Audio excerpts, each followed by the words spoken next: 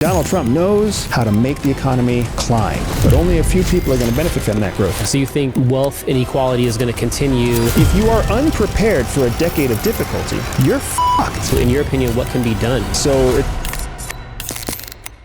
You've said that you can't tell if someone is lying from eye movements.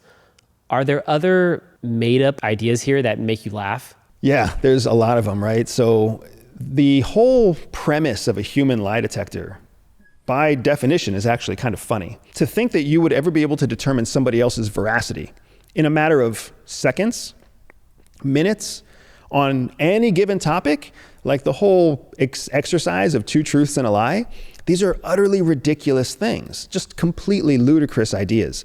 The idea that you would know if someone's lying or not because of how fast, or if they're bouncing their foot, if they look up and to the left, if they touch their face, if they take too long to answer, if they stutter, if they blurt an answer out. These are not cognitively proven, vetted, empirical tools. These are wives' tales that probably creeped up in a list of other telltale signs at some point in time in the past that people have just chosen to pull out of context, right? Very similar to when someone pulls a verse out of the Bible out of context, or when somebody pulls a quote from you out of context and they apply it to the wrong thing. So are there instances where, rapid movement of a foot would indicate dishonesty? Yes. Are there instances where looking up and to the left would indicate dishonesty? Yes. But in every instance, no. And to do it with a stranger in a moment is a pure sign of amateur behavior. Are there shows or films that get it right? So I'm going to answer this with kind of a funny story. So I hosted a show for Discovery Channel recently called Conspiracies and Cover-Ups. You'll find it on HBO Max. It's grown in popularity in the last few weeks. And one of the first people that I had as a guest was a mentalist from Las Vegas, right? Max Majors. Now, Max came out and spent 4 days with me, hypnotizing, manipulating, changing people.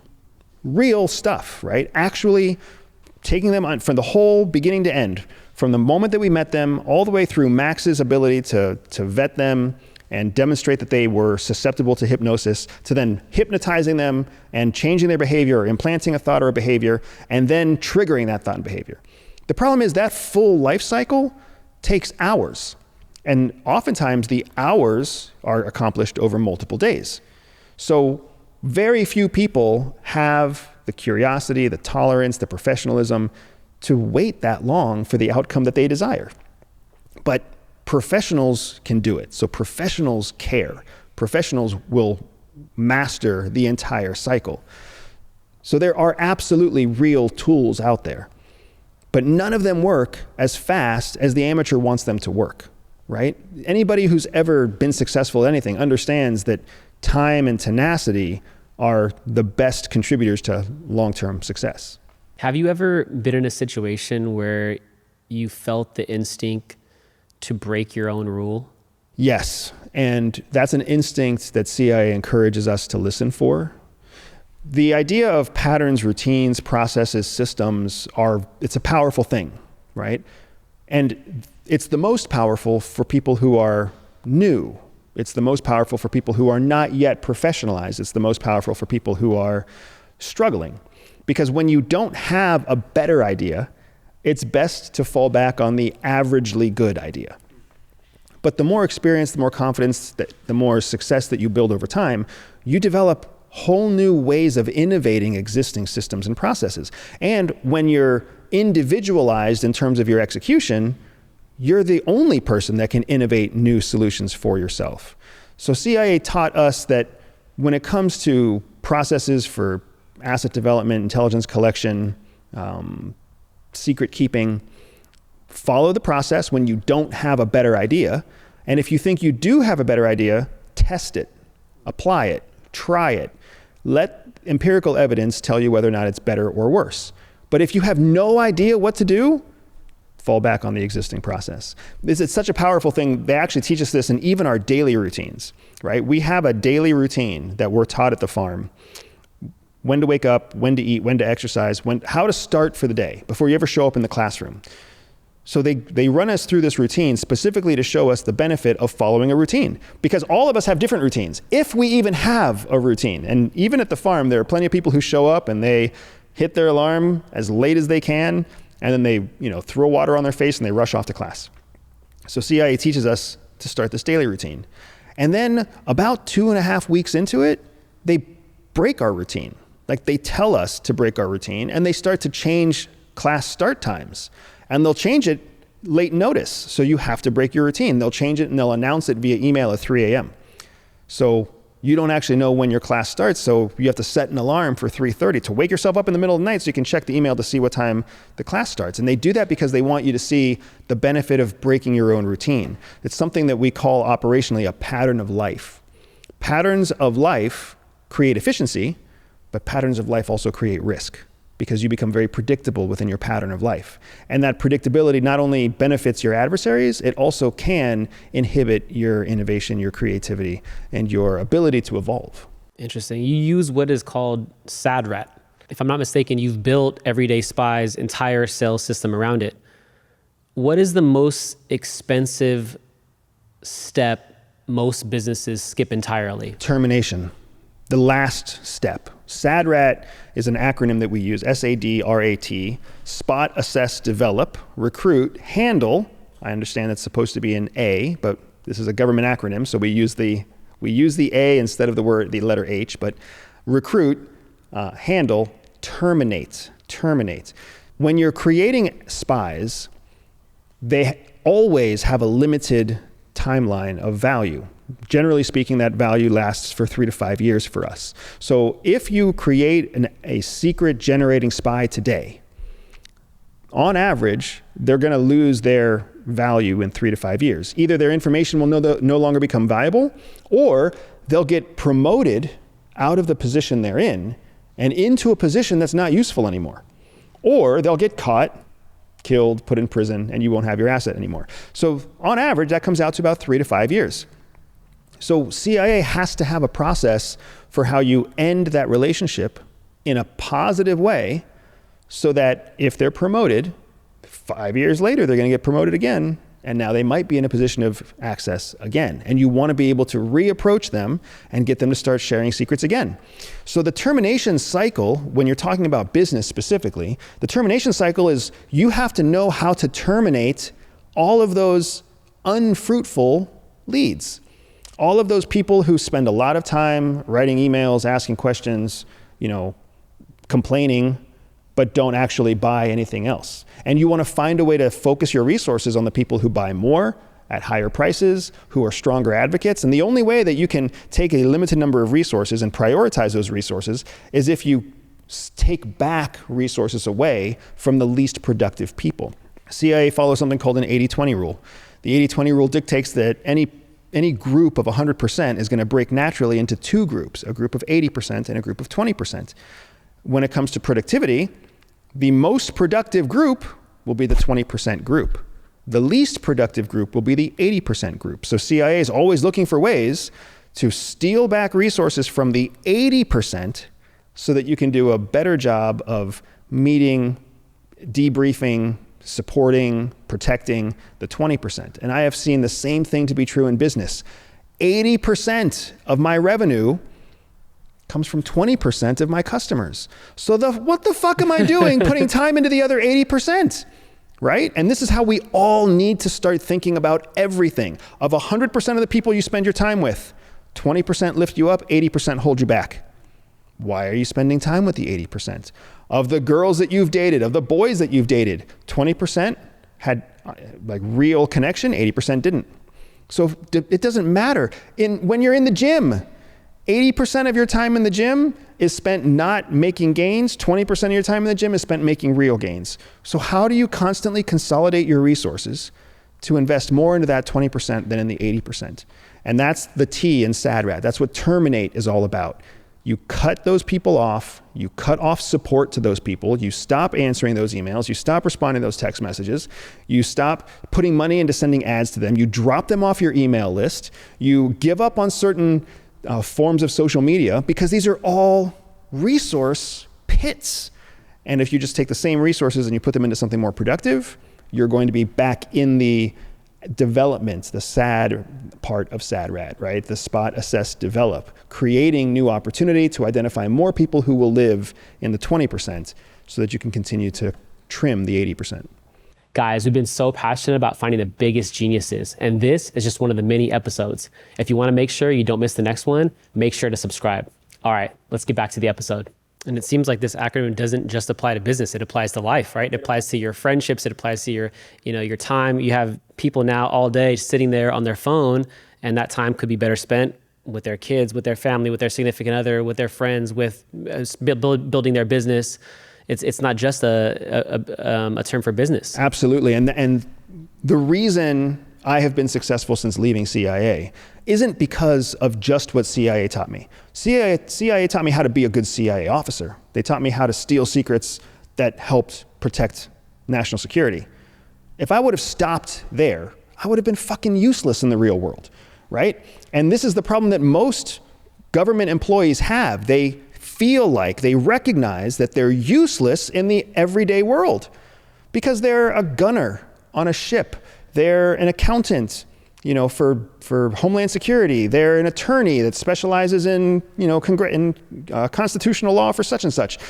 We can't even imagine how we would take our skills and use them in the real world. And a CIA officer, an NSA officer, a DIA officer, an FBI agent, we all have the same problem. We're stuck in a government job because the skills that we have are only useful for one thing. When I left CIA, I was in the same place.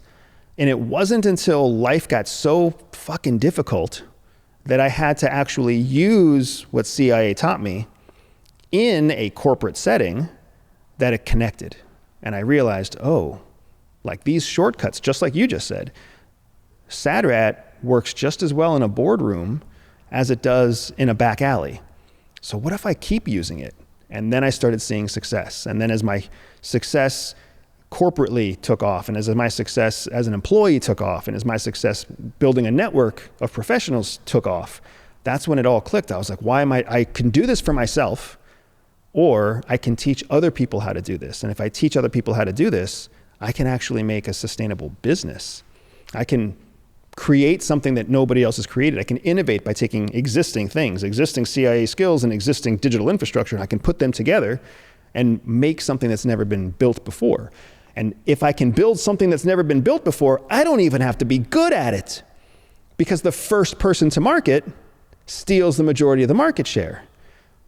So it was all upside to me, right? But then again, I'm also somebody who rushes into risks. You mentioned there was a difficult part there, and I'm guessing, when people leave, let's say a government job or any job, and they're going to go out on their own, it's not easy. And, tell me about that difficult time. There's a lot that nobody talks about when it comes to leaving a government organization, especially an organization like CIA. CIA is glorified in media. It's come into more scrutiny since the first Trump administration. But prior to 2016, movies, TV shows, books were made about CIA. Everybody loved the mystery. Even since 2016, people still love the mystery. There's still spy movies that come out. There's another James Bond coming out. There's always something about espionage, right? Hell, the Star Wars franchise made an entire show about espionage. The human mind, the American mind especially, is obsessed with this idea of secrets and secrecy, and CIA is what comes to mind when you think of secrets and secrecy. But that culture is an insidious, poisonous, self-destructive culture, because inside the agency, not only does everybody come in with these aggrandized thoughts from what they knew or what they thought they knew from media, but now you're actually accepted, you're brought into the fold, you're part of the cadre, and you really get access to secrets. And, like I mentioned earlier, everybody on the inside is a master manipulator and a master liar. So all the politics in that workplace are based off of leverage and secrets. So you never really have a real friend, you never really have a real mentor, you never really know who you can trust, because everybody's using everybody else against each other, building their little fiefdoms and twisting words and twisting official statements so that they can get a little bit more money or a little bit better opportunity or a sexier case. And when you exist in that environment professionally, and you only ever leave that environment to go into the real world and operate, where you lie and steal and manipulate, your entire 16-hour waking day is just different varieties of lying. And year after year of that, it really starts to tear you down. And there are major alcohol issues at CIA. There's drug abuse issues at CIA. There's adultery issues at CIA. That's how a CIA officer becomes a spy for a foreign country. And how many times have you seen that happen, right? It's a very insidious culture. But strangely, when it comes time to leave, you feel guilty about leaving it behind. You feel like you were built to do one thing, and all of America's national security rests on the shoulders of just a few, and now you are putting your burden on everybody else so that you can go be just an innocent,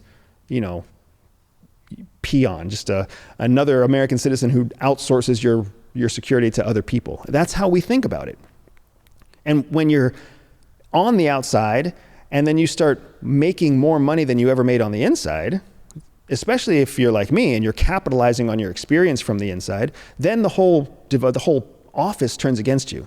And now they say that you're a sellout, and now they say that you're capitalizing on skills that aren't yours, and now you're taking advantage of the name of CIA to build yourself up. And not everybody believes that, but the few 20% that come out and actually say something about it, it hurts. And it hurts when you still have friends on the inside and your friends come under attack because they're friends with you. It's a terrible, childish high school type of drama, but that exists. And it doesn't just exist at CIA. It exists at FBI and NSA and in the military and everywhere else. And it's something that nobody talks about outside of their own community, because we're also still trying to protect and preserve the honor of being in uniform, the honor of being in clandestine service, the honor of being in a government service position. But in reality, the best of the best are not on the inside very often. It's who's left from the rest that stays on the inside. And you talked about loyalty, right? You talked about you wanted someone to be loyal to, and for 7 years that was the CIA.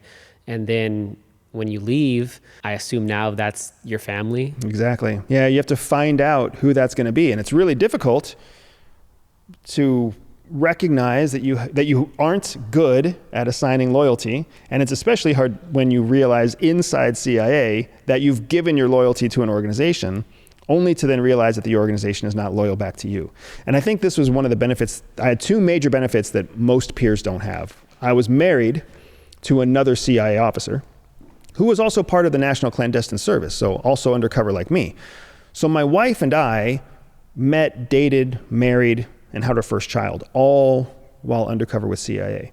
So we got to go through the entire maturity process professionally together, from recruitment and ego building all the way through to 3 or 4 tours and medals and successes and all that other stuff.